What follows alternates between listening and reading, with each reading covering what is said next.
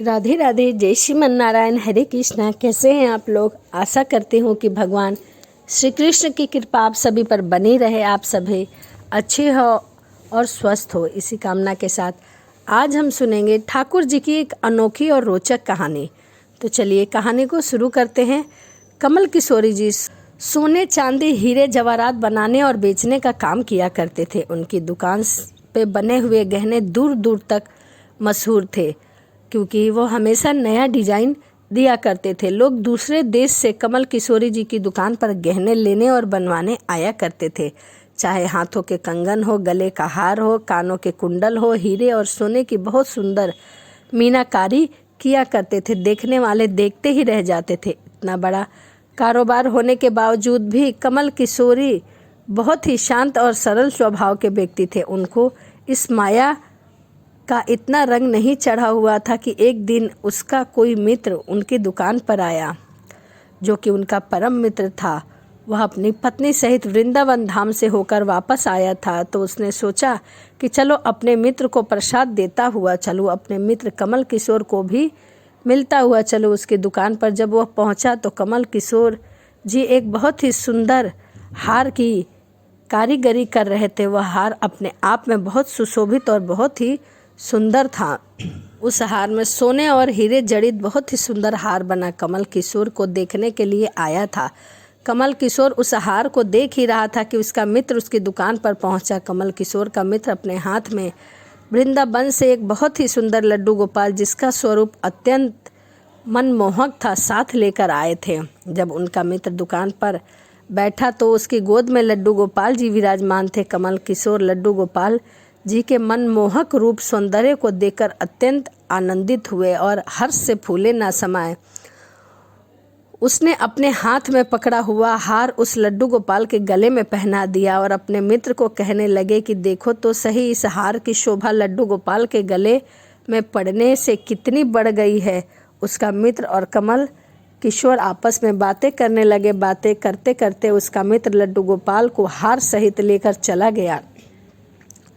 दोनों को ही पता न चला कि हार लड्डू गोपाल के गले में ही पड़ा रह गया है। कमल किशोर का मित्र अपनी पत्नी सहित एक टैक्सी में सवार हुआ और होकर अपने घर के लिए रवाना हो गया। जब वह टैक्सी से उतरे तो भूलवंश सभी सामान को उतार लिए और लड्डू गोपाल तो टैक्सी में ही रह गए। टैक्सी वाला एक बहुत ही गरीब आदमी था, जिसका नाम बाबू था, जो कि हर दूसरे शहर से यहाँ अपने परिवार का लालन पोषण करने आया करता था। टैक्सी चलाता और वह टैक्सी लेकर काफ़ी आगे निकल चुका था।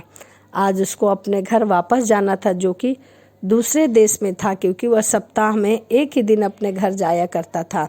जब टैक्सी लेकर बाबू अपने घर पहुंचा तो उसने जब अपनी टैक्सी की पिछली सीट पर देखा तो उसका ध्यान लड्डू गोपाल जी पर पड़ा, जो कि बड़े शाही तरीके से पिछली सीट पर गले में हार धारण करके सुंदर सी पोशाक पहनकर हाथ में बांसुरी पकड़े हुए परस्पर बैठे हुए थे और वह बहुत ही मनमोहक और सुंदर लग रहे थे। बाबू यह देखकर एकदम से घबरा गया कि यह लड्डू गोपाल किसके हैं और यह यहाँ कहाँ से आए।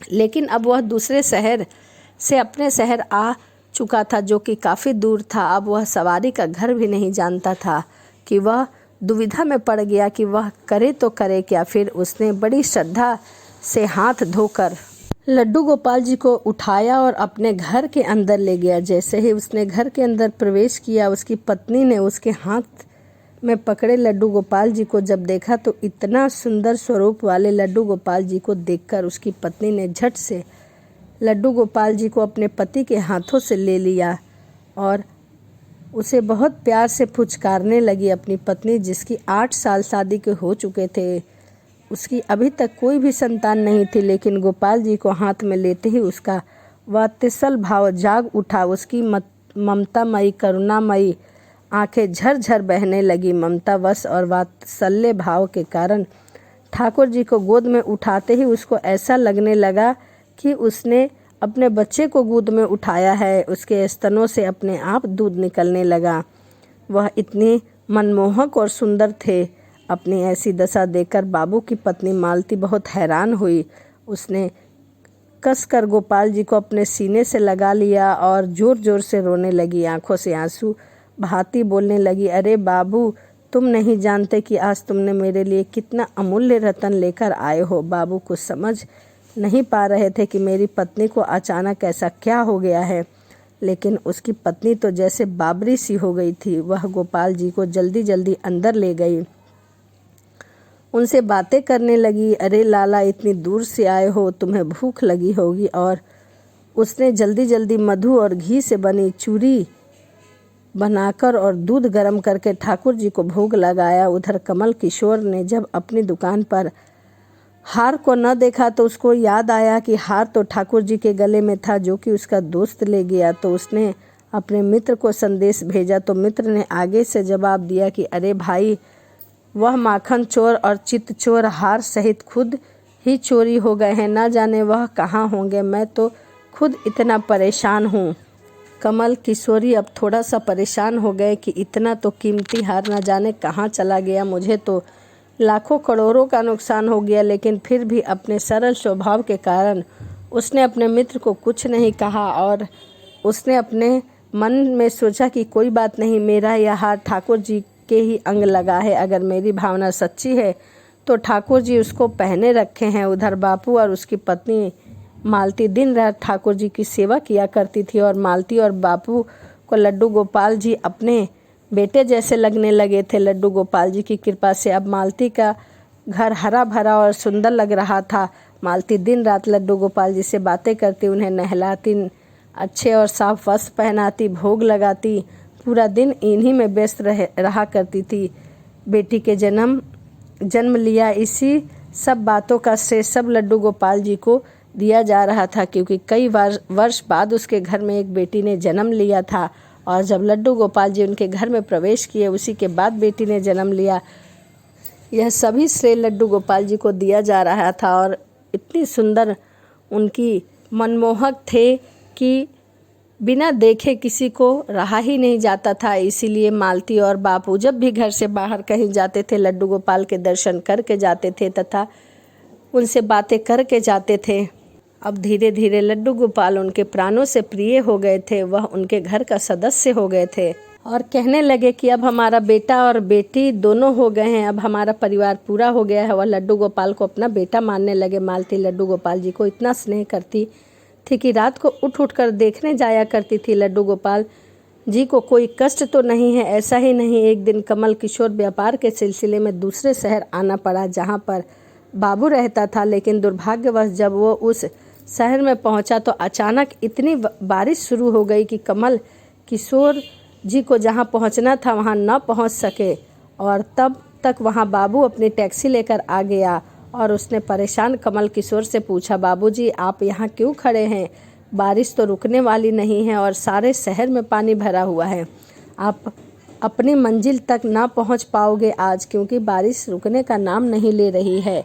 मेरा घर यहीं पास में है, अगर आप चाहो तो मेरे घर आ सकते हो। कमल किशोर, जिसके पास सोने और हीरे के काफ़ी गहने थे, वह अनजान टैक्सी वाले के साथ जाने में थोड़ा सा घबरा रहा था, परंतु उसके पास और कोई भी दूसरा रास्ता नहीं था, क्योंकि पानी भरने के कारण सभी रोड बंद हो चुके थे। बाबू के घर उसके साथ टैक्सी में बैठकर कमल किशोरी जी चले गए। घर पहुंचते ही बाबू ने मालती को आवाज़ दी कि आज हमारे घर मेहमान आए हैं, उनके लिए खाना बनाओ। कमल किशोर ने देखा कि बापू का घर बहुत छोटा है परंतु बहुत सुंदर है, लेकिन व्यवस्थाएं ढंग से सजा हुआ है। घर में अजीब तरह के इत्र की खुशबू आ रही है जो कि उनके हृदय को आनंदित कर रही है।